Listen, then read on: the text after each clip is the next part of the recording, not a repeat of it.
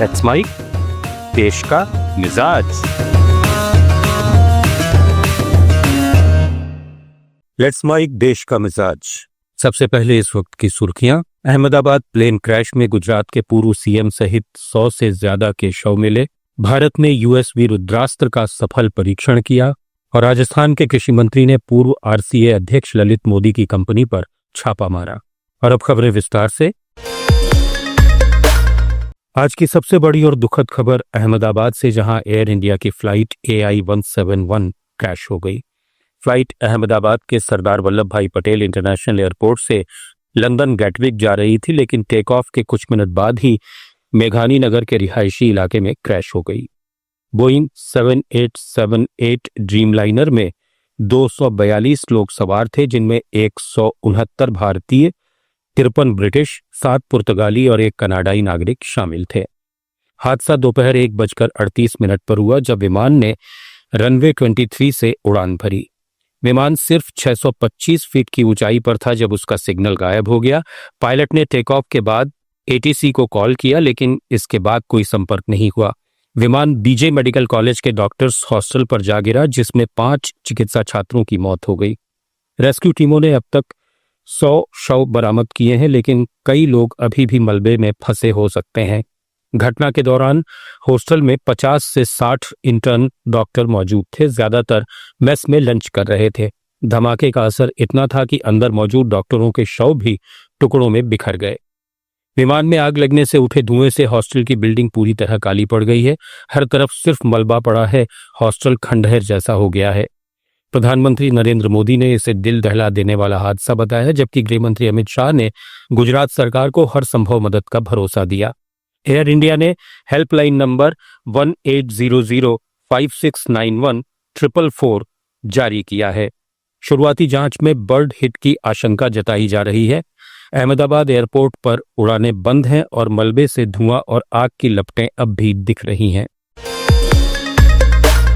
राजस्थान के पूर्व मुख्यमंत्री अशोक गहलोत गुरुवार को उदयपुर पहुंचे। डबोक एयरपोर्ट पर मीडिया से बातचीत में उन्होंने भाजपा सरकार पर हमला बोला। उन्होंने गुर्जर आंदोलन, उनकी और पायलट की मुलाकात के बाद होने पर उस पर भाजपा प्रदेशाध्यक्ष मदन राठौड़ के कमेंट पर कहा कि ये अनुभवहीनता की बात है। वे पहले अनुभव प्राप्त करें, समस्या के तह में जाएं और उसके बाद कमेंट करें। ये इतना लचर कमेंट था कि इस पर वे क्या जवाब दें। राजस्थान की हेल्थ स्कीम्स पर गहलोत बोले कि जनता के लिए चलाई हेल्थ स्कीम्स को तहस नहस कर दिया गया है। राजस्थान के पूर्व DGP UR साहू ने आज अजमेर में RPSC अध्यक्ष का पद संभाल लिया। अजमेर में आयोग कार्यालय में कार्यवाहक अध्यक्ष कैलाश चंद्र मीणा ने उन्हें कार्यभार सौंपा, जबकि सचिव रामनिवास मेहता ने उन्हें पद और गोपनीयता की शपथ दिलाई। मीडिया से बातचीत में साहू ने कहा कि परीक्षाओं की गोपनीयता युवाओं के विश्वास को बनाए रखते हुए होनी चाहिए। कोई भी व्यवस्था 100% सही नहीं होती, लेकिन सुधार की संभावनाएं हमेशा रहती हैं। अगले साल जून तक उनका कार्यकाल रहेगा। भारत ने डिफेंस टेक्नोलॉजी में बड़ी उपलब्धि हासिल करते हुए UAV रुद्रास्त्र का पोखरण फील्ड फायरिंग रेंज में सफल परीक्षण किया। ये परीक्षण पाकिस्तान के खिलाफ एक कड़ा जवाब देने की दिशा में महत्वपूर्ण कदम माना जा रहा है। रुद्रास्त्र वर्टिकल टेक ऑफ और लैंडिंग में माहिर है। इसकी 170 किलोमीटर से अधिक की रेंज है और ये सटीक लक्ष्य भेदने में कारगर है। रुद्रास्त्र मॉडर्न कैमरा और निगरानी सिस्टम से भी लैस है। राजस्थान के कृषि मंत्री डॉक्टर किरोड़ी लाल मीणा ने इस बार राजस्थान में कभी क्रिकेट के सर्वे सरवा रहे ललित मोदी की कंपनी पर छापेमारी की है। राजधानी जयपुर और आसपास 6 पेस्टिसाइड फैक्ट्रियों और उनके गोदामों पर छापा मारकर कई जगह सैंपल लिए हैं। IPL के पूर्व कमिश्नर ललित मोदी के परिवार की कंपनी के गोदाम को सील कर दिया गया है। कार्रवाई में कृषि मंत्री ने बड़ी संख्या में घटिया नकली पेस्टिसाइड्स मिलने का दावा किया है। राजस्थान के नागौर में, जहां से खुद चिकित्सा मंत्री गजेंद्र सिंह खींवसर चुनकर आते हैं, वहां 11 सरकारी चिकित्सकों ने नौकरी करते हुए अपने प्राइवेट अस्पताल खोल लिए हैं। इसका खुलासा होने पर चिकित्सा विभाग ने जांच शुरू की है। दरअसल स्वास्थ्य विभाग को पिछले दिनों एक शिकायत मिली थी। इसमें नागौर जिले के JNU हॉस्पिटल में काम करने वाले 11 डॉक्टर नागौर जिले में ही खुद का हॉस्पिटल चलाने के बारे में बताए गए थे। इस शिकायत के बाद स्वास्थ्य निदेशालय ने एक आदेश जारी करते हुए 4 लोगों की एक कमेटी बनाकर मामले की जांच करने के आदेश दिए हैं। पूर्व केंद्रीय मंत्री स्मृति ईरानी आज अलवर में थी। उन्होंने कहा कि मैं चाहे कांग्रेस के राष्ट्रीय अध्यक्ष को हरा दूं, चाहे 3 बार सांसद बन जाऊं, चाहे मंत्री बन जाऊं, लेकिन ये सास बहू मेरा पीछा नहीं छोड़ेगी। आगे की राजनीतिक पारी पर पूछे गए सवाल पर उन्होंने कहा कि खिलाड़ी सिर्फ मैदान और नया क्या कीर्तिमान स्थापित करता है ये देखता है, लेकिन वो कौन से नंबर पर खेलने जाएगा ये कप्तान तय करता है। स्मृति ईरानी LIET कॉलेज में चल रहे समर कैंप में खिलाड़ियों को मोटिवेट करने आई थीं। राजस्थान, गुजरात और दिल्ली के करीब 24 जगहों पर सुबह से ईडी की टीमें छापेमारी कर रही हैं। जांच एजेंसी के मुताबिक ये करीब 2700 करोड़ रुपए का मनी लॉन्ड्रिंग मामला है। राजस्थान के सीकर, जयपुर, जोधपुर, झुंझुनू और गुजरात के अहमदाबाद और दिल्ली में छापे डाले गए हैं। रेड नेक्सा एवरग्रीन नाम के प्रोजेक्ट में हुई धोखाधड़ी को लेकर ये छापेमारी की गई है। रिपीट, इस प्रोजेक्ट में पैसा लगाने वालों को कंपनी की ओर से एक समय के बाद फ्लैट, जमीन या ज्यादा रेट पर पैसे वापस लौटाने का भरोसा दिया जाता था। झांसी में हुए एक भीषण सड़क हादसे में स्टील कारोबारी, उनकी पत्नी, बेटी और ड्राइवर की मौत हो गई। उनके पिता, 2 बेटे और 1 बेटी गंभीर रूप से घायल हैं। तेज रफ्तार कार डिवाइडर से टकराकर पलट गई। सिद्धार्थनगर निवासी कुबैदुर रहमान महाराष्ट्र में स्टील कारोबारी था और बकरीद पर अपने परिवार के साथ घर आया था। अब वो बकरीद मनाकर वापस महाराष्ट्र लौट रहा था। मध्य प्रदेश के नौरादेही अभयारण्य में भी अब चीते दहाड़ेंगे। कूनो राष्ट्रीय उद्यान और गांधी सागर वन्यजीव अभयारण्य के बाद नौरादेही में चीतों को बसाने के लिए वन विभाग की टीम काम में जुट गई है। इसको लेकर NTCA की टीम मई में अभयारण्य का दौरा भी कर चुकी है। महाराष्ट्र के सांगली जिले में एक 27 साल की महिला ने अपने 53 साल के पति अनिल लोखंडे की हत्या कर दी। ये वारदात शादी के महज 15 दिन बाद हुई है। कुपवाड़ MIDC पुलिस स्टेशन के सहायक निरीक्षक दीपक भंडवलकर ने बताया कि मंगलवार रात को दंपति में झगड़ा हुआ था। बुधवार आधी रात जब अनिल सो रहा था, राधिका ने उसके सिर पर कुल्हाड़ी से वार किया और उसकी मौके पर मौत हो गई। पुलिस ने महिला को गिरफ्तार कर अदालत से 2 दिन का रिमांड लिया है। महाराष्ट्र में मुंबई के गोरेगांव में 14 साल की लड़की ने सिर्फ इसलिए फांसी लगाकर आत्महत्या कर ली क्योंकि उसके माता पिता ने उसे मोबाइल पर गेम खेलने से मना किया था। पुलिस ने बताया कि गोरेगांव के आरे कॉलोनी इलाके में इस बच्ची ने अपने घर में फांसी लगाकर आत्महत्या कर ली। झारखंड में अब सार्वजनिक स्थान पर सिगरेट और तंबाकू प्रोडक्ट के इस्तेमाल करने पर 1000 रुपए का जुर्माना लगेगा। इससे पहले जुर्माने की राशि 200 रुपए थी। स्कूल, कॉलेज, अस्पताल आदि जगहों से 100 मीटर के दायरे में तंबाकू उत्पाद बेचने पर भी प्रतिबंध लगा दिया गया है। राष्ट्रपति द्रौपदी मुर्मू ने सिगरेट और अन्य तंबाकू उत्पाद संशोधन विधेयक 2021 को मंजूरी दे दी है। ओडिशा के मुख्यमंत्री मोहन चरण मांझी ने भुवनेश्वर से अबू धाबी के लिए इंडिगो एयरलाइंस की पहली सीधी उड़ान को हरी झंडी दिखाकर रवाना किया।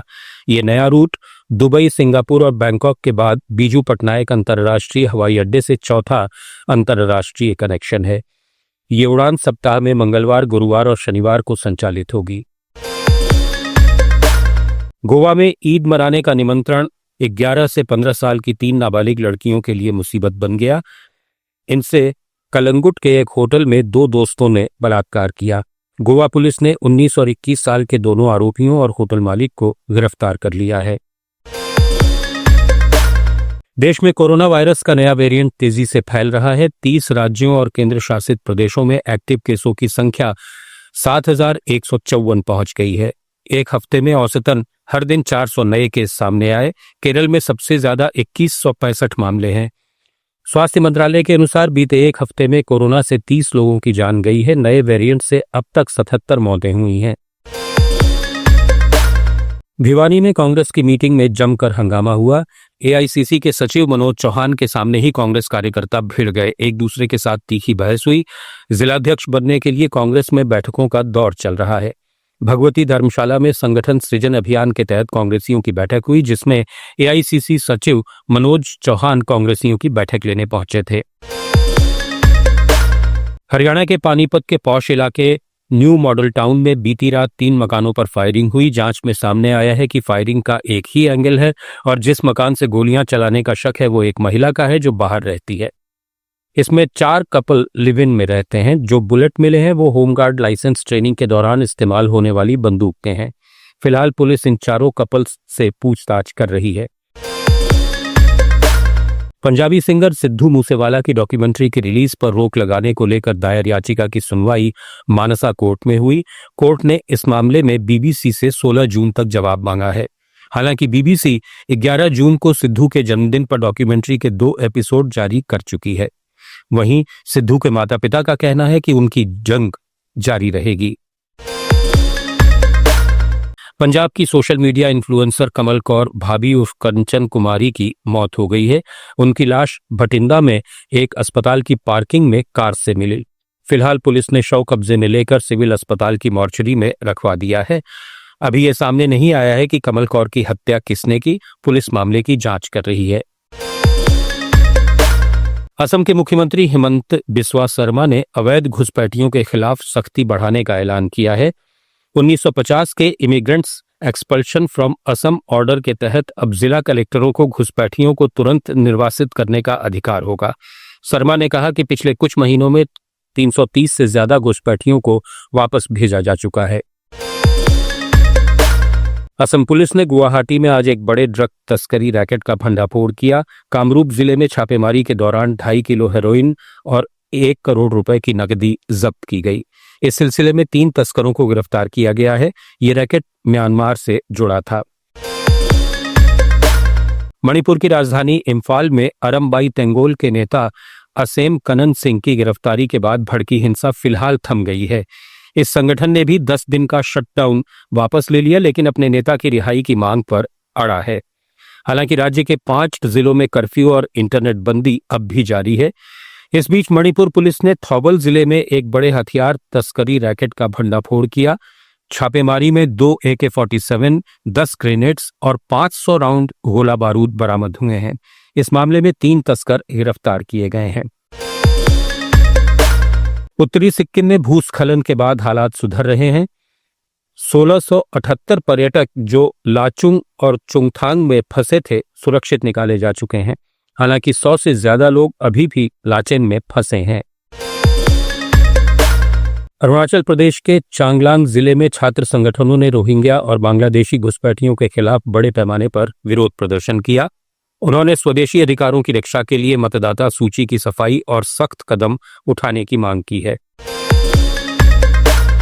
राजधानी ईटानगर में अरुणाचल प्रदेश पुलिस ने एक अंतर्राष्ट्रीय ड्रग तस्करी रैकेट का भंडाफोड़ किया। छापेमारी में 1 किलो 800 ग्राम कोकीन और 50 लाख रुपए नकद बरामद हुए। इस सिलसिले में 2 तस्करों को गिरफ्तार किया गया है।